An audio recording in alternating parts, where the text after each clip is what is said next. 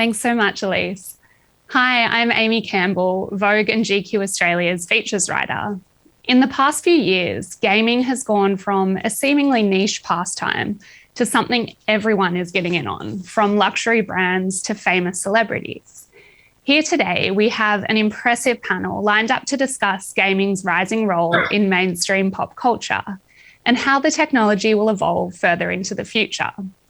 I'd love to welcome journalist Alice Clarke, Xbox's Tania Chee, and Omelia's Kate Armstrong-Smith.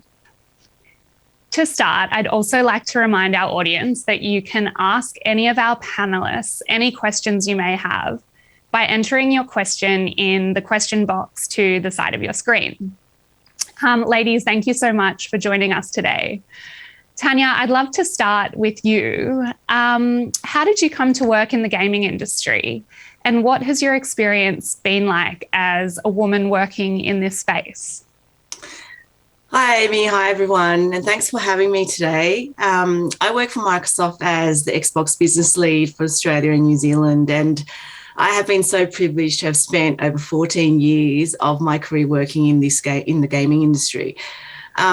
I would like to say that my path was deliberate and I knew that this was where I was headed when I was in university. But the truth about how I got into the gaming industry was because it literally looked like so much fun.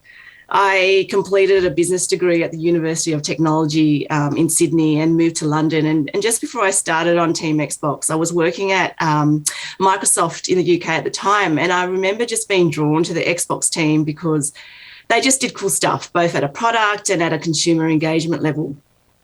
Eventually, the head of the business there took a chance on me, and here I am 14 years later. And I would say the experience I have had as a woman in Microsoft working on this business has been nothing but positive. And whilst I am hyper aware that this isn't always the case within the industry, the leaders that I have had the privilege to work for have been such positive advocates, not only for me, but diversity and inclusion are literally at the core of our organisational values. So I recently told a story at an internal global conference within our consumer org about how a few years ago, whilst I was on maternity leave after having my daughter, I got offered a bigger role and a promotion on leave, with the business keeping the role open for me for many, many months until I returned, something that was unheard of in my circle of female friends in the same life stage.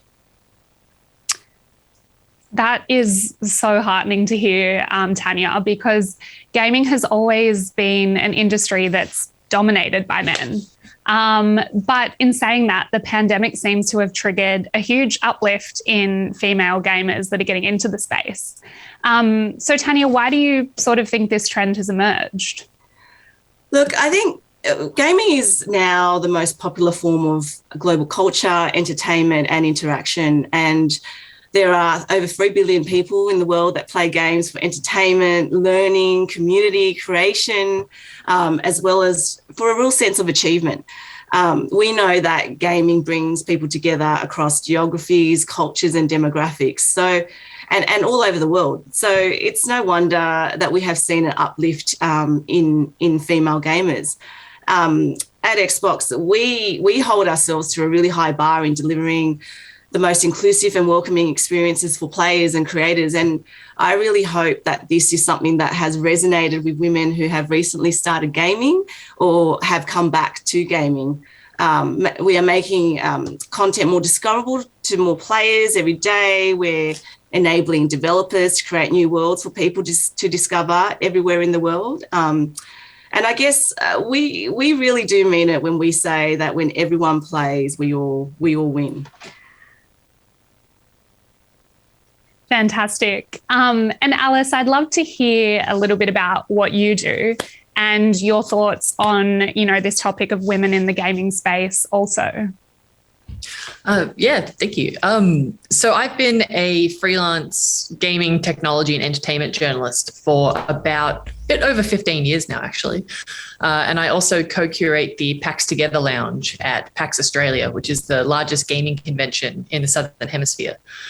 And my journey to both those roles was similarly accidental to Tania's. I started out writing about TV until the entertainment editor asked the TV Guide editor if he knew a nerd, and it turned out he did. And ever since then, I've been writing about games pretty much every week. But it's been so wonderful seeing the industry change over that time, and also seeing the makeup of the audience change. I've been playing games since I was a little kid, and I remember being told at school that girls couldn't be gamers. And I was like, well, that doesn't sound right, because I am, and thus. But seeing more people pick up the controller during the pandemic, I think it's really going to change not just who's playing games, but who's making games. And that in turn will make games better, because when you have more people with more life experiences making more interesting stories, then everybody is going to win from that, because there's going to be more options of how to play and what to play. Yeah, absolutely. And just sort of on from that, Alice, there's several studies out there that suggest women are often on the receiving end of gendered harassment and, unfortunately, bullying in the gaming world. Do you think the portrayal of female characters and the over-sexualization of female characters in gaming has something to do with this? And how have things like Gamergate changed the environment here? That's a big question that many researchers have spent many years trying to answer, so I'll try and distill a little bit. But I think if you are a young teenage boy who's maybe a bit afraid to talk to the girls in his class, and your only interaction with women is through these over-sexualized, objectified women in games, then you're not really going to have your horizons broaden. So then when you encounter a woman in a game, you're going to see her as just another object you can yell at. Misogyny, homophobia, they're both quite pervasive. Well, at least they were in gaming communities, as is racism, especially on Twitch. But Gamergate, which was awful, kind of both hurt and helped the situation. It was absolutely horrible to be a gay female journalist on the internet at that time, because that's what that was against. But in a way, it encouraged a lot of people to deliberately make space and make people who were feeling unwelcome be more welcomed. It helped. It was part of what created the then PAX Diversity Lounge and now the PAX Together Lounge. It inspired lots of gaming companies to go, well, hang on, this kind of behavior and this treatment of women and minorities in gaming isn't okay. How can we fix that? Because inclusion doesn't happen by accident. Diversity doesn't happen by accident. Somebody has to go and say, well, no, I want these people to be included. How can I make that happen? And so while it was violently misogynistic and homophobic, in the end, it created something really good. But also, let's never do it again. Let's never do it again. And Kate, I would really like to throw to you now.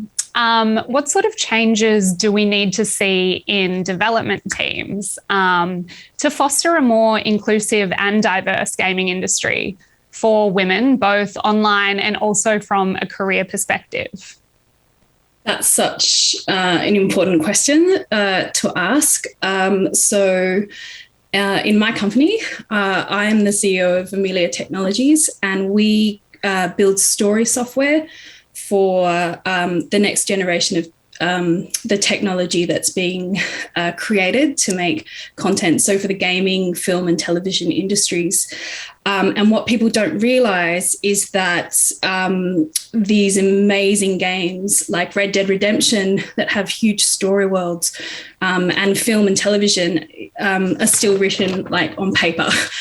So while there's this explosion of digital innovation, story, we're working to build technology for that.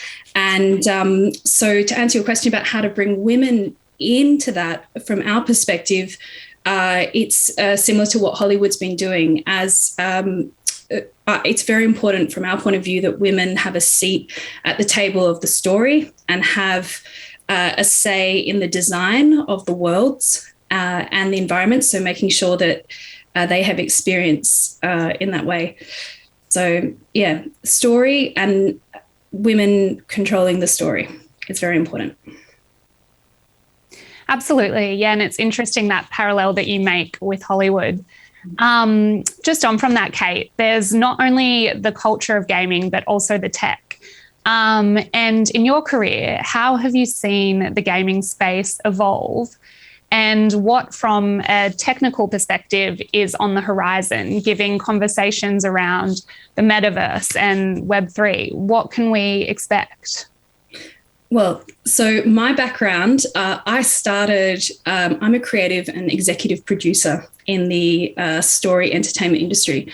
And that's how I started. And I really wanted to be a theatre producer, but I was obsessed with the connection between audience and story and of course, so in my working life, I've gone from seeing films and television and games being played on the side to the last 10 years, which has been entertainment through social media platforms like Instagram to Twitch, to TikTok, where it's a social feed kind of experience. And now I'm seeing a lot of the writers and the people who are making content start to work in VR and AR. A lot of people come and say, oh my God, what are these NFT things? Can I create a story and sell a story in an NFT? Can I create a story world and, cut it up into thousands of pieces and give someone each piece? Can I take actors and volumetrically capture them, which Microsoft do an amazing job at creating studios that capture people in 3D and put them into VR environments. So I think we're at the beginning of the most exciting time where people have access to this technology, can make their own stories like you've seen in the last 10 years through these social media platforms. And now they can go into a 3D space, into an environment that's like a game, and bring themselves or turn themselves into different characters. So, oh my God, this is the world. We keep saying at our office, the world is going to look so different in 5 years' time, I think. So, yeah, it's a big time.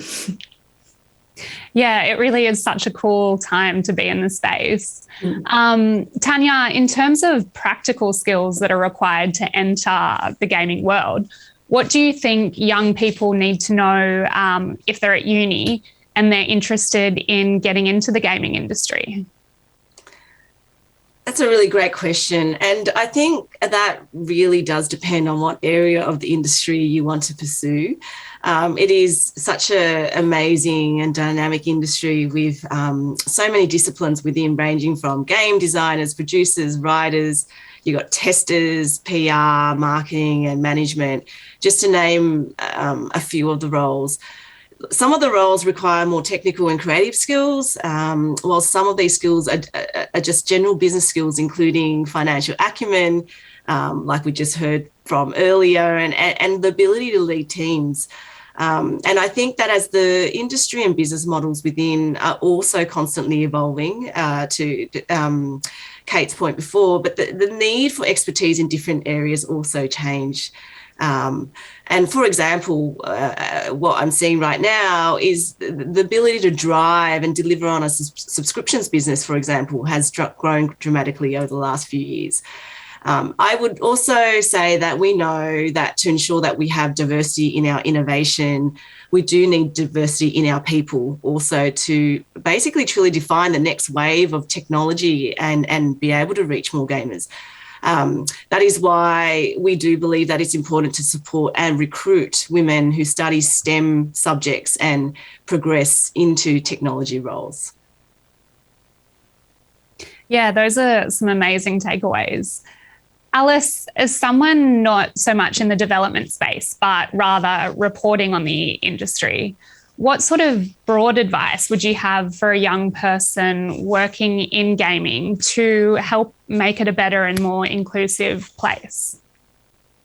I think the most important thing, whether you're writing about games or writing for games or working within it, is to have the ability to pull a game apart and see what makes it work. So, and which bits interest you. Like for me, the most important thing about all entertainment and technology is the stories that are being told within it and what stories people tell using it, and then how that impacts broader culture. But maybe your interest might be digital fashion and how that relates to the real world, or how voice actors get into the role and make it theirs. It's all about how you communicate. And when it comes to writing, your voice is your main selling point, but also what do you want to say with that voice? Now, if you've already worked that part out, the other thing you need to do is think about the community and what kind of community you want to be in, and then work on making that a reality. Who do you want to be playing your game, and how do you want them to feel while they're playing it? Who do you want to be welcome? Because that just doesn't happen by accident. You have to deliberately include people. You have to deliberately seek out characters that aren't being represented and bring them to life in a way we haven't seen before. Because I have played just so many games where the dude has to avenge his dead wife/girlfriend, and I think it's time we had something different. So make that next big different thing. And also come to the PAX Together Lounge, because you'll meet lots of people like you and make some friends. Yeah, I have another sort of question on that, but I'll ask you a little bit later. Kate, I would love to ask you another question. How do you think we'll see games interact with the real world in the coming decade? Is the metaverse all hype, or is it something that will actually have an impact on the everyday person? I think it will have an impact on the everyday person. And I'd like to add to that with a bit more of a meta response. A definition of a game is an activity you engage in for amusement or fun. And I'd argue that for the last 10 years with the social platforms, we've already been engaged in a social game or a set of social games that have changed the way we relate to each other, changed our motivations. So actually the environment has already been gamified through Instagram, through Facebook, through TikTok. And so what's going to happen, I think, when you look at companies like Microsoft and Apple and Facebook, Meta, who are now building and investing in technology that eyewear that you can now see the digital world in the real world, there's just going to be more and more of those experiences like Pokemon. So I think the metaverse has been here for a few years. It'll just be more and more creatives and people are going to be coming up with really interesting and engaging formats and experiences. And yes, absolutely, the metaverse is not one thing. It's a whole set of different experiences that people are going to start creating, and we're going to want to engage with, like we did with Instagram and TikTok. Yeah, so interesting. Tania, what are your thoughts about the metaverse? Are you excited or terrified by it? It's a very exciting space. You know, as we develop for the metaverse-powered future at Microsoft, our focus is on building an open platform that puts identity, privacy, and trust really at its core, and creates opportunities across our communities.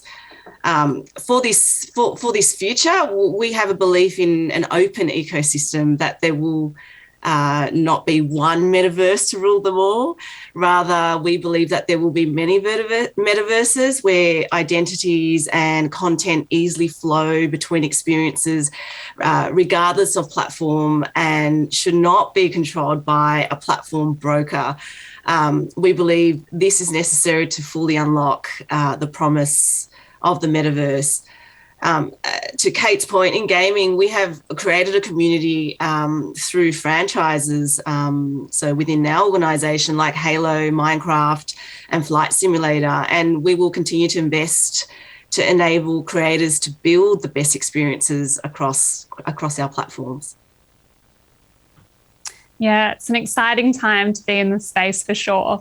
Now, just to sort of round out this panel, I would like to do a little speed round and ask each of you what your number one piece of advice to a young woman at university wanting to get into the gaming world is. Perhaps we can start with you, Alice. My number one piece of advice is to go out and make friends with people who are doing the job that you want or something similar.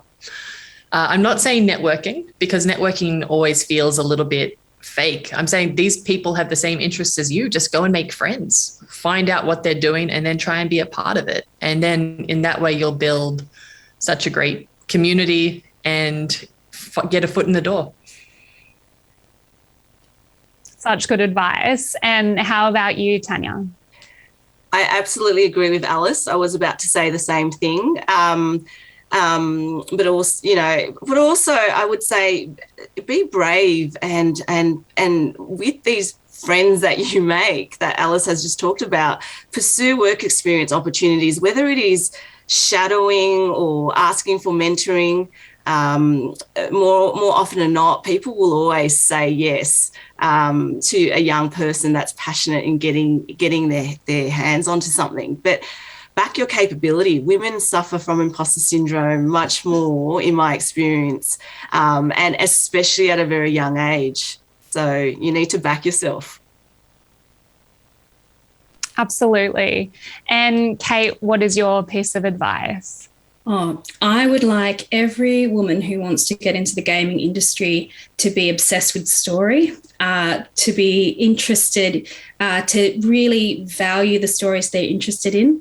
And at the same time, I want them to be looking at all the old traditional stories, the amazing classical literature, the amazing theatre. I want them to be immersed in that, and then I want them to really then immerse themselves in all the new technology, because I think it's the confidence to want to share their stories, and that we need women who have a story to tell and are excited about the technology that they can now use to connect with their community. Yeah, fantastic. I've got a really great question from the audience now that I'd like to ask. Alice, I might actually direct it at you.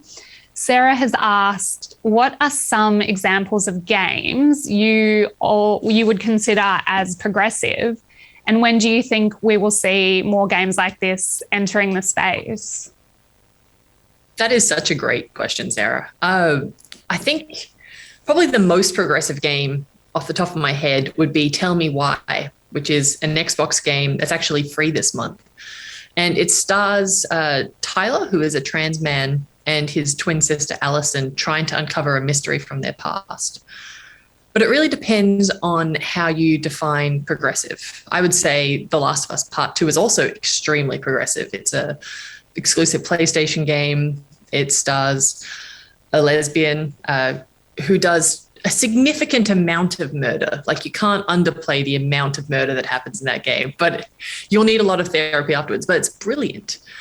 Or you go into something like Gears of War, the most recent one, which is the most accessible game ever. The story is perhaps not very progressive, but in the way that you can play it, it is. It has so many options for people who have disabilities of all kinds. I think we're going to see more and more probably over the next year, because we've had so many more people come to play games, and now there's going to be games for them and games by them. And that's really exciting. So exciting. And they sound like some awesome games. Thank you to our wonderful panelists. It has been such a pleasure speaking with you. I feel like I've learnt lots, and I hope those in our audience have too. I'd now like to welcome our final discussion, which is led by Vogue Australia's Mahalia Chang.